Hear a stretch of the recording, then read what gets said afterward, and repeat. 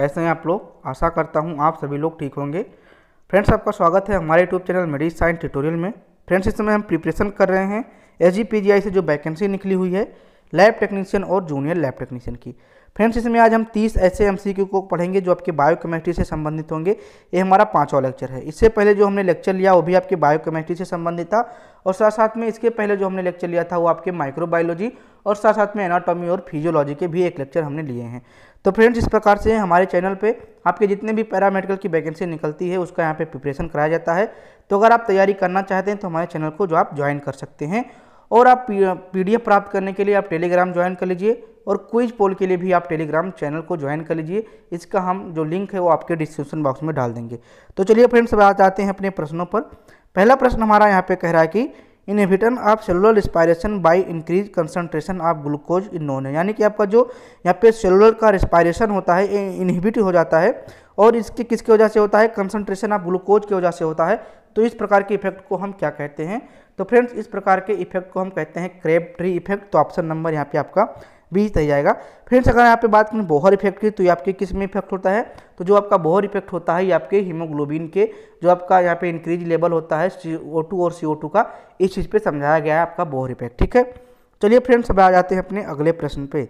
अगला प्रश्न हमारा यहाँ पे कह रहा है कि in oxidase peroxidase method of glucose estimation hydrogen peroxidase is broken down by which enzyme, यानी कि आपका जो ऑक्सीडेज प्रोक्सीडेज मेथड है जिसमें के द्वारा हम ग्लूकोज एस्टिमेशन करते हैं, इसमें आपका जो हाइड्रोजन पेरोक्साइड होता है वो टूट जाता है किस प्रकार के एंजाइम की उपस्थिति में? तो फ्रेंड्स, कौन सा एंजाइम होता है? फ्रेंड्स, ये आपका एंजाइम होता है प्रोक्सीडेज। तो ऑप्शन नंबर यहाँ पे 20 रह जाएगा। ठीक है, कौन सा? 20 रह जाएगा, प्रोक्सीडेज। ठीक है, चलिए फ्रेंड्स, अब जाते हैं अपने नेक्स्ट प्रश्न पे। नेक्स्ट हमारा है कि in oxidase peroxidase method of glucose estimation which coloured complex formed at the end, यानी कि आपका जो ऑक्सीडेज प्रोक्सीडेज मेथड है इसमें ग्लूकोज का एस्टिमेशन होता है, और इसमें जो अंत में जो कलर का फॉर्मेशन होता है वो किस प्रकार के कलर का फॉर्मेशन होता है? तो फ्रेंड्स, इसमें आपके पिंक कलर का फॉर्मेशन होता है।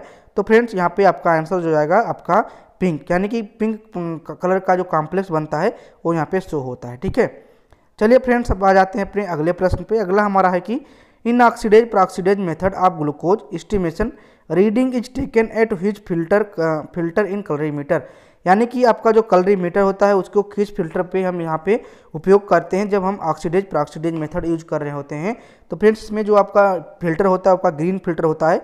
आप लोगों ने जब प्रैक्टिकल किया होगा तो यह चीज़ देखा भी होगा कि आपका ग्रीन जो फिल्टर होता है इस पर आपका ऑक्सीडेज प्रोक्सीडेज जो कि एक ग्लूकोज टेस्ट है इसके लिए किया जाता है। ठीक है, तो ऑप्शन नंबर यहाँ पे C रह जाएगा, ग्रीन फिल्टर। ठीक है, चलिए आ जाते हैं अपने अगले वाले प्रश्न पे।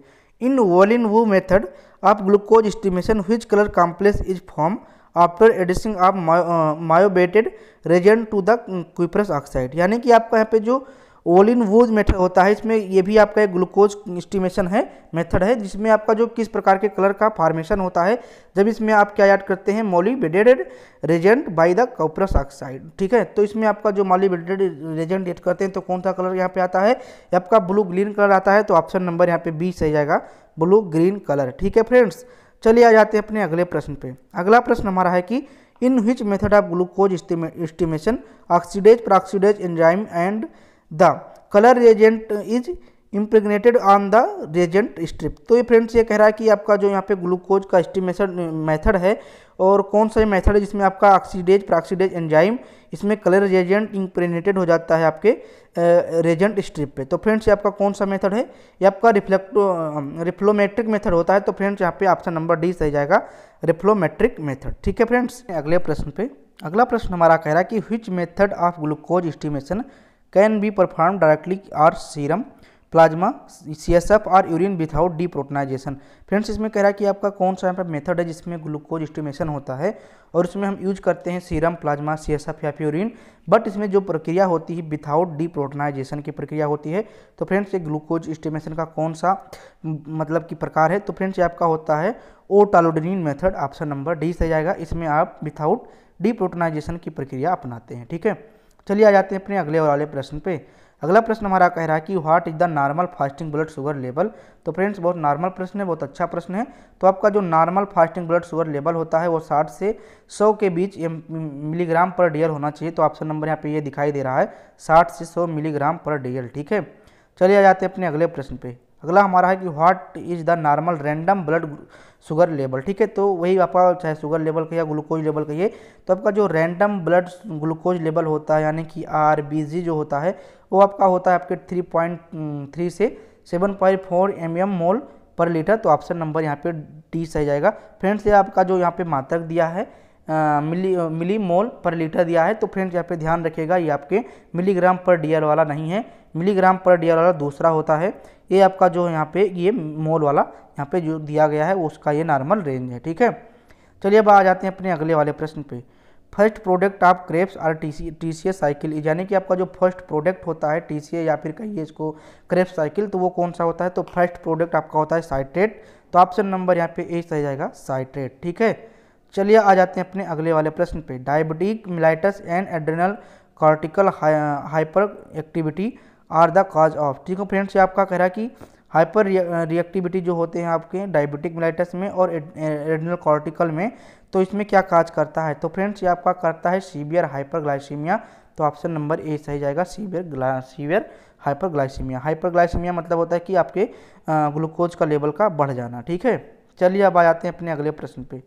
अगला प्रश्न हमारा है कि इंसुलिमा एंड हाइपरप्यूटरिज्म आर कॉज बाय, यानी कि आपका जो इंसुलिमा होता है और हाइपोप्यूटरिज्म, हाइपर नहीं फ्रेंड्स लिखा है यहाँ पे, हाइपो लिखा हुआ है, सॉरी, हाइपोप्यूटरिज्म आर काज ऑफ, यानी कि जो आपका ये इंसुलिमा है हाइपोप्यूटरिज्म है ये क्या काज करता है? तो फ्रेंड्स ये भी आपका सीवियर हाइपोग्लाइसीमिया काज करता है। तो ऑप्शन नंबर सी सही जाएगा। बायोकेमिस्ट्री के फ्रेंड्स जो आपके इंपॉर्टेंट प्रश्न हैं इसमें सम्मिलित हैं, क्योंकि यहाँ पे ग्लूकोज और आपकी यूरिया इन सबसे प्रश्न यहाँ पे सम्मिलित किए गए हैं, तो बहुत ही इंपॉर्टेंट है, थोड़ा ध्यान से इनको आप करिएगा। ठीक है, अब आ जाते हैं अपने अगले प्रश्न पे। Which test measured ability of body to tolerate a major dose of glucose, यानी कि फ्रेंड्स बहुत अच्छा प्रश्न है।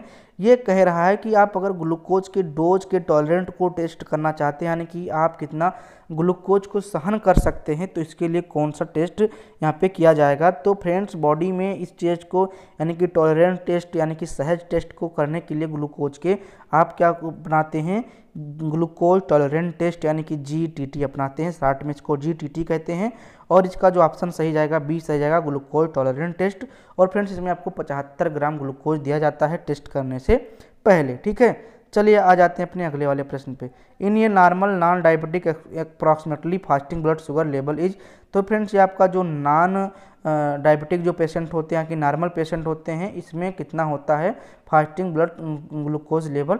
तो फ्रेंड्स इसमें क्या होता है, इन डिक्रीज देन होता है 5.5 मिलीमोल पर लीटर। तो फ्रेंड्स ये मोल वाला फिर यहाँ पे दिया है, तो ऑप्शन नंबर सी से जाएगा, मात्रक ध्यान रखिएगा। ठीक है, mmol पर लीटर। ठीक है, चलिए आते हैं अपने अगले प्रश्न पे। Proper function of Krebs cycle does not occur with deficiency of which vitamin, यानी कि जो आपका प्रॉपर फंक्शन होता है क्रेब्स साइकिल का ये नहीं सही से होता है, किस विटामिन के? डिफिशियंसी के। तो फ्रेंड्स आपके थायमीन के डिफिशियंसी हो जाती है, तो आपका क्रेब्स जो साइकिल होता है वो अच्छे से प्रॉपर फंक्शन नहीं करता। तो ऑप्शन नंबर डी सही जाएगा, थायमीन।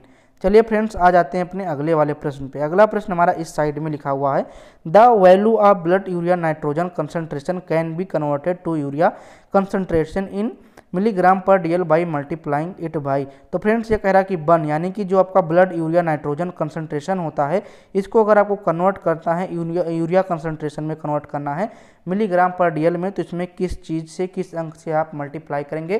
तो फ्रेंड्स यहाँ पे मल्टीप्लाई जो करते हैं 2.14 से करते हैं, तो ऑप्शन नंबर यहाँ पे बी सही जाएगा, 2.14। ठीक है, चलिए आ जाते हैं अपने अगले वाले प्रश्न पे। अगला प्रश्न हमारा है कि the concentration of urea nitrogen in milligram per DL can be converted to mmol per litre of urea by multiplying by. तो फ्रेंड्स ये कह रहा है कि अगर आप यूरिया नाइट्रोजन के कंसंट्रेशन को मिलीग्राम पर DL से कन्वर्ट करना चाहते हैं mmol पर लीटर में यूरिया को, तो इसमें किस चीज़ से गुणा करेंगे? तो फ्रेंड्स इसमें हम मल्टीप्लाई करेंगे 0.36 से, तो ऑप्शन नंबर सी सही जाएगा, 0.36। ठीक है, क्या सही जाएगा?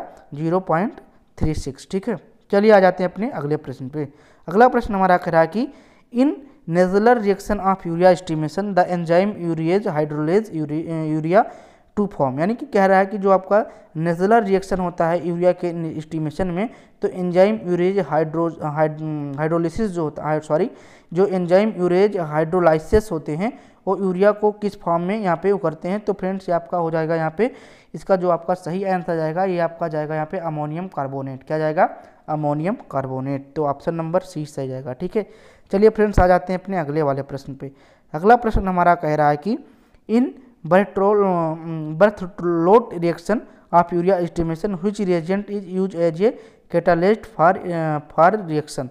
तो फ्रेंड्स इसमें पूछ रहा है कि जो आपका ये बर्थलोट रिएक्शन होता है इसमें यूरिया का एस्टिमेशन किया जाता है, तो इसमें आप किस प्रकार के कैटालिस्ट का उपयोग करते हैं।